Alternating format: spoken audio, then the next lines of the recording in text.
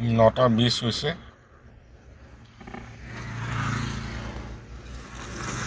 On the ৱে গাড়ী ৰখাই ল'লোঁ।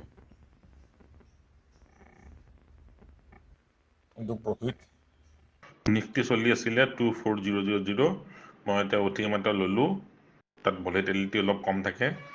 24400 C এটা ল'লোঁ, 750 কোৱান্টিটি বাই কৰিলোঁ 9:15:38 ছেকেণ্ডত, আৰু মই ইমিডিয়েট চেল কৰিলোঁ 9:15:54, মানে 30.85ত মই বাই কৰিলোঁ আৰু 31.67ত মই চেল কৰি দিলোঁ। ইন দ্য ফ্ৰেকশ্যন অফ ছেকেণ্ডছত মই এইটো এক্সিকিউট কৰিলোঁ।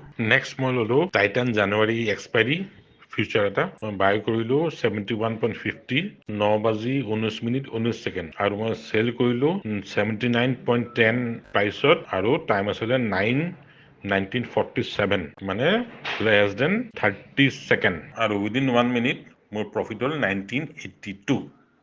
নাও মই কিয় টাইটানটো আজি চুজ কৰিলোঁ, কাৰণ NSE টপ গেইনাৰ্ছত আছিলে টাইটান, আৰু টাইটানৰ ফিউচাৰটো 2% এবভ ষ্ট্ৰাইক প্ৰাইচত মই পাৰচেজ কৰিলোঁ, আৰু সেইটোৱে মোক এটা ডিচেণ্ট প্ৰফিট দিলে। চেম্বাৰ টাইমিং 10 বাজিবৰ কাৰণে এতিয়াও সময় আছিলে। চ' একাপ চাহ খালোঁ, চাহ খাই থাকোঁতে লুডু খেলিলোঁ, ব্লাড প্ৰেছাৰটো চাই ল'লোঁ, লগতে জিঅ' পলিটিক চাই ল'লোঁ।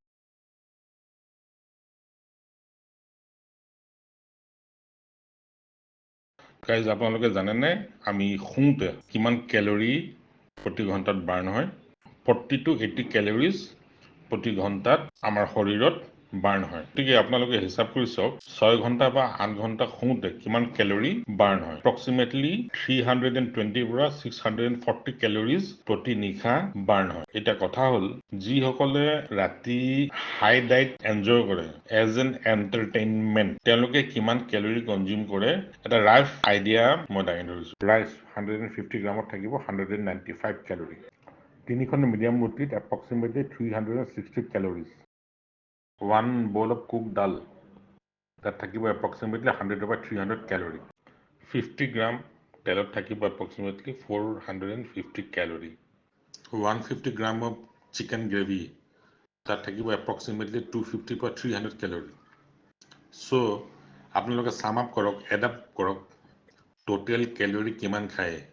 যি খাই আপোনালোকে নিজে গুগলত চাৰ্চ কৰি পেলাই কেলৰি কেলকুলেট কৰি ল'ব, আৰু কেলকুলেট কৰিব আপোনালোকৰ শুওঁতে কিমান কেলৰি কনজাম্পশ্যন হয়। কেলৰি চাৰপ্লাছ হৈ থাকিলে, কেলৰি প্ৰয়োজনতকৈ বেছিকৈ যদি আপোনালোকে কনজিউম কৰে, পিছত আপোনালোকৰ স্বাস্থ্যৰ কাৰণে অতি মাৰাত্মক ইছ্যু হৈ উঠিব পাৰে।